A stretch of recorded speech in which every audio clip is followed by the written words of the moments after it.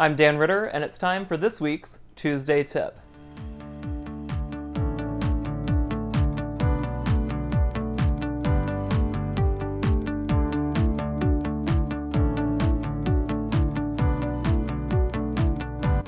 For this week's Tuesday Tip, we're answering a big question that a lot of potential sellers have: to renovate or not to renovate? That is indeed the question. And there are a lot of different answers, but there are some guiding principles to help make that decision. So first of all, the question of whether or not to renovate can rest on, do you have the money to renovate? Do you have the cash on hand to pay a contractor, or does the brokerage you're working with, like mine, offer a program to help you do necessary renovations before you go on the market? Another question is, if I do these renovations and I spend this money, am I going to recoup that money when I sell, or am I going to make that money back? Basically, that question just says, I have to spend X dollars. When I sell my house, am I going to make enough on the sale of my house to cover those renovations as well as make the money that I wanted to make by selling?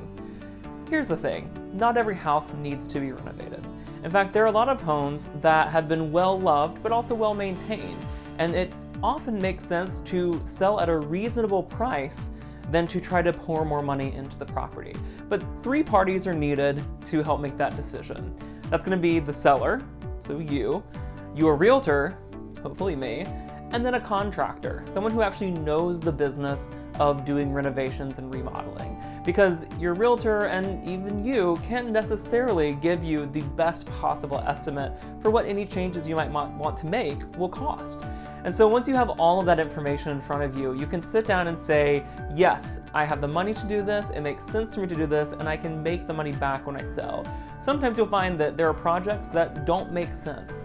It may not make sense to fully remodel your kitchen if it's completely functional. Maybe all you need to do is get new appliances, or you need to price the property to sell for what you already have.